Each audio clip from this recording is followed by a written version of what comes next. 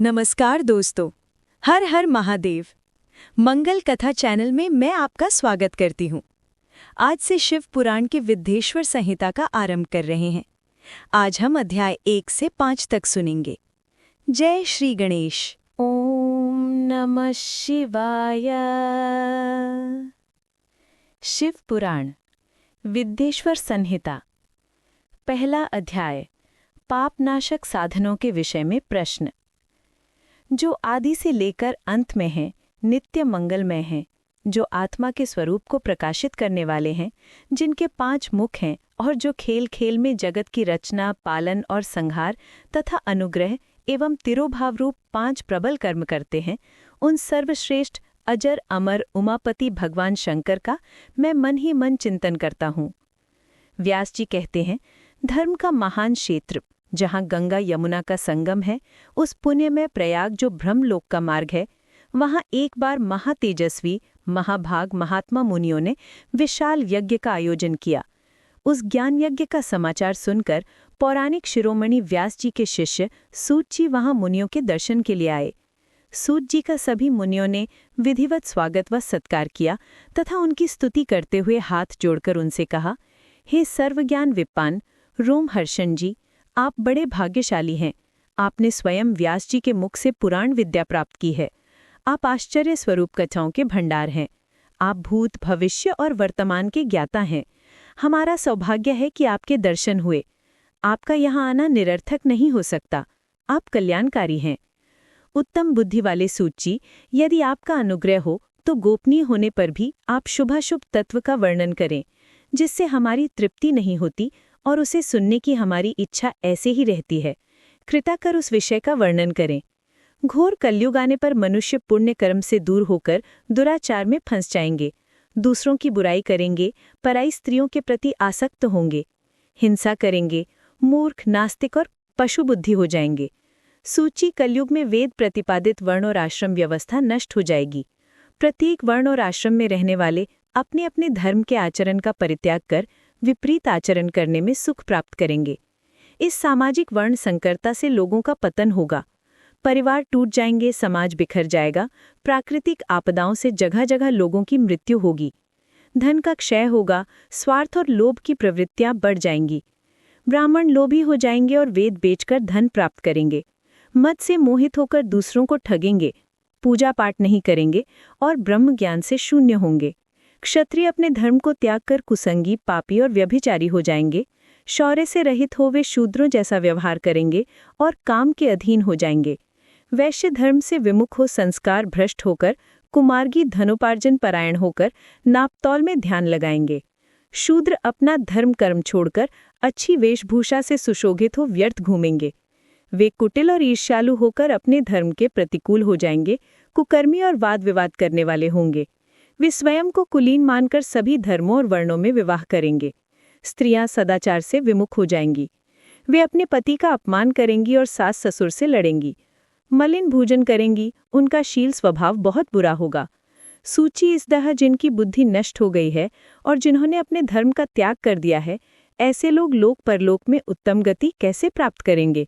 इस चिंता से हम सभी आकुल हैं। परोपकार के समान कोई धर्म नहीं।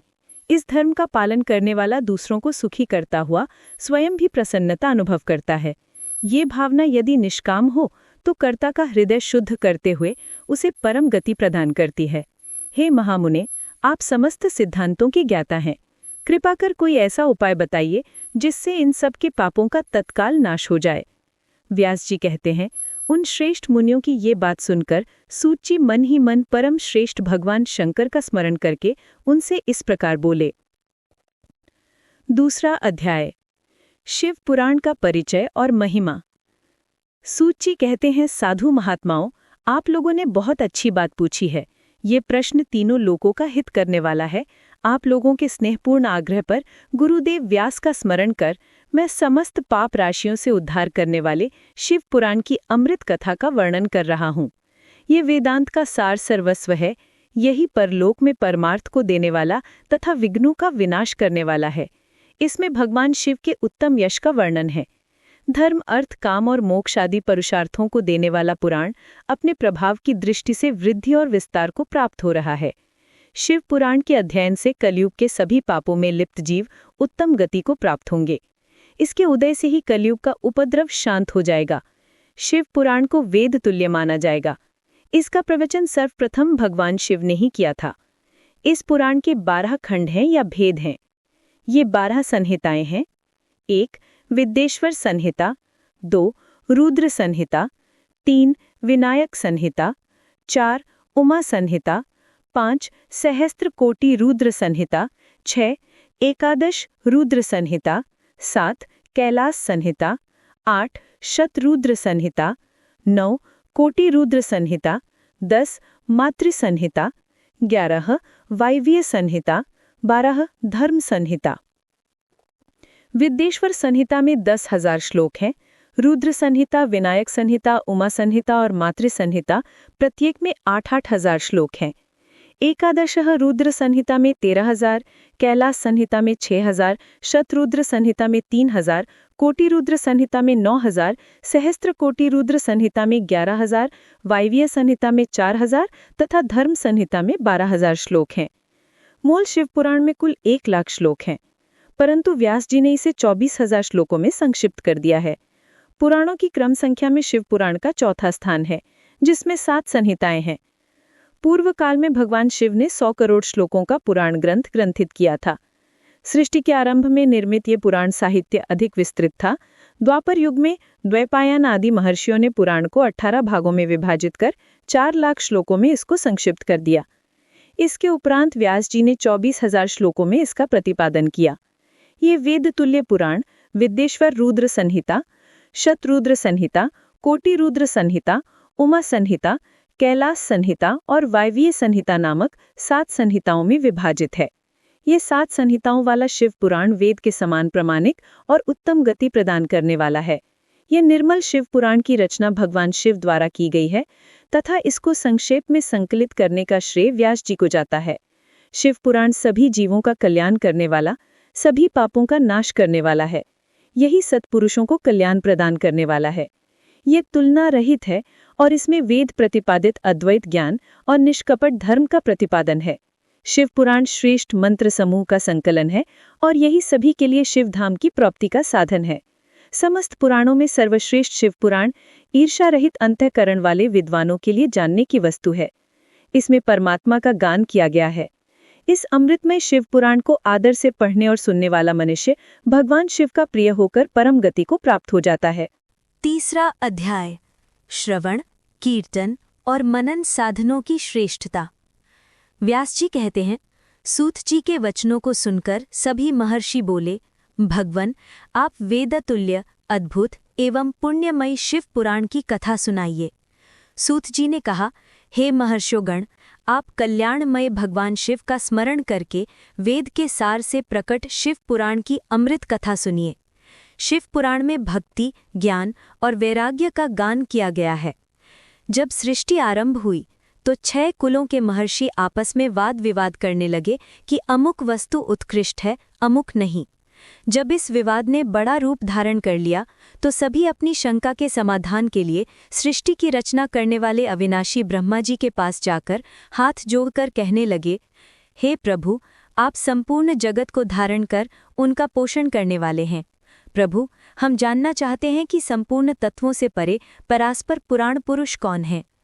ब्रह्मा जी ने कहा, ब्रह्मा, विष्णु, रुद्र और इंद्र आदि से युक्त संपूर्ण जगत समस्त भूतों एवं इंद्रियों के साथ पहले प्रकट हुआ है। वे देव महादेव ही सर्वज्ञ और संपूर्ण हैं। भक्ति से ही इनका साक्षात्कार होता है, दूसरे किसी उपाय से इनका दर्शन नहीं होता। भगवान शिव में अटूट भक्ति मनुष्य को संसार बंधन से मुक्ति दिलाती है। भक्ति से उन्हें देवता का कृपा प्रसाद प्राप्त होता है। जैसे अंकुर से बीज और बीज से अंकुर पैदा होता है। भगवान शंकर का कृपा प्रसाद प्राप्त करने के लिए आप सब ब्रह्मर्षि धरती पर सहस्त्रों वर्षों तक चलने वाले विशाल यज्ञ करो। यज्ञपति भगवान शिव की कृपा से ही विद्या के सार तत्व साध्य साधन का ज्ञान प्राप्त होता है। शिव पद की प्राप्ति साध्य और उनकी सेवा ही साधन है तथा जो मनुष्य बिना किसी फल की कामना किए उनकी भक्ति में डूबे रहते हैं वही साधक हैं। कर्म के अनुष्ठान से प्राप्त फल को भगवान शिव के श्री चरणों में समर्पित करना ही परमेश्वर की प्राप्ति का उपाय है तथा यही मोक्ष प्राप्ति का एकमात्र साधन है। साक्षात महेंद्र ने ही भक्ति के साधनों का प्रतिपादन किया है। कान से भगवान के नाम, गुण और लीलाओं का श्रवण, वाणी द्वारा उनका कीर्तन तथा मन में उनका मनन शिव पद की प्राप्ति के महान साधन है तथा इन साधनों से ही संपूर्ण मनोरथों की सिद्धि होती है। जिस वस्तु को हम प्रत्यक्ष अपनी आंखों के सामने देख सकते हैं उसकी तरफ आकर्षण स्वाभाविक है, परंतु जिस वस्तु को प्रत्यक्ष रूप से देखा नहीं जा सकता उसे केवल सुनकर और समझकर ही उसकी प्राप्ति के लिए प्रयत्न किया जाता है। अतः श्रवण पहला साधन है। श्रवण द्वारा ही गुरुमुख से तत्व को सुनकर श्रेष्ठ बुद्धि वाला विद्वान अन्य साधन कीर्तन और मनन की शक्ति और सिद्धि प्राप्त करने का यत्न करता है। मनन के बाद इस साधन की साधना करते रहने से धीरे धीरे भगवान शिव का संयोग प्राप्त होता है और लौकिक आनंद की प्राप्ति होती है। भगवान शिव की पूजा, उनके नामों का जाप तथा उनके रूप गुण विलास के हृदय में निरंतर चिंतन को ही मनन कहा जाता है। महेंद्र की कृपा दृष्टि से उपलब्ध इस साधन को ही प्रमुख साधन कहा जाता है। चौथा अध्याय, सनत कुमार व्यास संवाद। सूत जी कहते हैं, हे मुनियों, इस साधन का महात्म्य बताते समय मैं एक प्राचीन वृतांत का वर्णन करूंगा जिसे आप ध्यानपूर्वक सुने। बहुत पहले की बात है, पराशर मुनि के पुत्र मेरे गुरु व्यास देव जी सरस्वती नदी के तट पर तपस्या कर रहे थे। एक दिन सूर्य के समान तेजस्वी विमान से यात्रा करते हुए भगवान सनत कुमार वहां जा पहुंचे। मेरे गुरु ध्यान में मग्न थे। जागने पर अपने सामने सनत कुमार जी को देखकर वे बड़ी तेजी से उठे और उनके चरणों का स्पर्श कर उन्हें अर्घ्य देकर योग्य आसन पर विराजमान किया। प्रसन्न होकर सनत कुमार जी गंभीर वाणी में बोले, मुनि, तुम सत्य का चिंतन करो। सत्य पदार्थ का चिंतन ही श्रेय प्राप्ति का मार्ग है। इसी से कल्याण का मार्ग प्रशस्त होता है। यही कल्याणकारी है। ये जब जीवन में आ जाता है तो सब सुंदर हो जाता है। सत्य का अर्थ है सदा रहने वाला। इस पर काल का कोई प्रभाव नहीं पड़ता। ये सदा एक समान रहता है। सनत कुमार जी ने महर्षि व्यास को आगे समझाते हुए कहा, महर्षि, सत्य पदार्थ भगवान शिव ही हैं। भगवान शंकर का श्रवण, कीर्तन और मनन ही उन्हें प्राप्त करने के सर्वोत्तम साधन हैं। पूर्व काल में मैं दूसरे अनेक साधनों के भ्रम में पड़ा घूमता हुआ तपस्या करने मंदराचल पर जा पहुंचा। कुछ समय बाद महेंद्र शिव की आज्ञा से सबके साक्षी तथा शिव गणों के स्वामी नंदिकेश्वर वहां आए और स्नेहपूर्वक मुक्ति का साधन बताते हुए बोले, भगवान शंकर का श्रवण, कीर्तन और मनन ही मुक्ति का स्रोत है। ये बात मुझे स्वयं देवाधिदेव भगवान शिव ने बताई है। अतः तुम इन्हीं साधनों का अनुष्ठान करो। व्यास जी से ऐसा कहकर अनुगामियों सहित सनत कुमार ब्रह्मधाम को चले गए। इस प्रकार इस उत्तम वृतांत का संक्षेप में मैंने वर्णन किया है। ऋषि बोले, सूत जी, आपने श्रवण, कीर्तन और मनन को मुक्ति का उपाय बताया है, किंतु जो मनुष्य इन तीनों साधनों में असमर्थ हो वो मनुष्य कैसे मुक्त हो सकता है? किस कर्म के द्वारा बिना यत्न के ही मोक्ष मिल सकता है? 5वां अध्याय, शिवलिंग का रहस्य एवं महत्व। सूत जी कहते हैं, हे शौनक जी, श्रवण, कीर्तन और मनन जैसे साधनों को करना प्रत्येक के लिए सुगम नहीं है। इसके लिए योग्य गुरु और आचार्य चाहिए। गुरुमुख से सुनी गई वाणी मन की शंकाओं को दग्ध करती है। गुरुमुख से सुने शिव तत्व द्वारा शिव के रूप स्वरूप के दर्शन और गुणानुवाद में रसानुभूति होती है। तभी भक्त कीर्तन कर पाता है। इस तरह का कर पाना संभव न हो तो मोक्षार्थी को चाहिए कि वो भगवान शंकर के लिंग एवं मूर्तियों की स्थापना करके रोज उनकी पूजा करे। इसे अपनाकर वो इस संसार सागर से पार हो सकता है।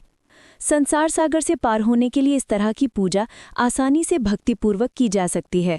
अपनी शक्ति एवं सामर्थ्य के अनुसार धनराशि से शिवलिंग या शिव मूर्ति की स्थापना कर भक्तिभाव से उसकी पूजा करनी चाहिए।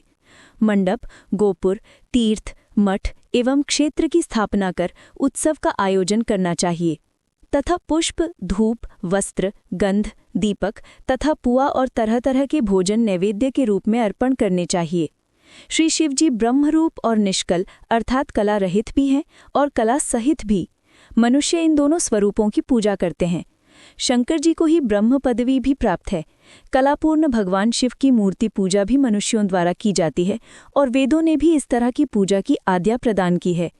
सनत कुमार जी ने पूछा, हे नंदिकेश्वर, पूर्व काल में उत्पन्न हुए लिंगबेर अर्थात मूर्ति की उत्पत्ति के संबंध में आप हमें विस्तार से बताइए। नंदिकेश्वर ने बताया, मुनीश्वर, प्राचीन काल में एक बार ब्रह्मा और विष्णु के मध्य युद्ध हुआ तो वे स्तंभ रूप में शिवजी प्रकट हो गए।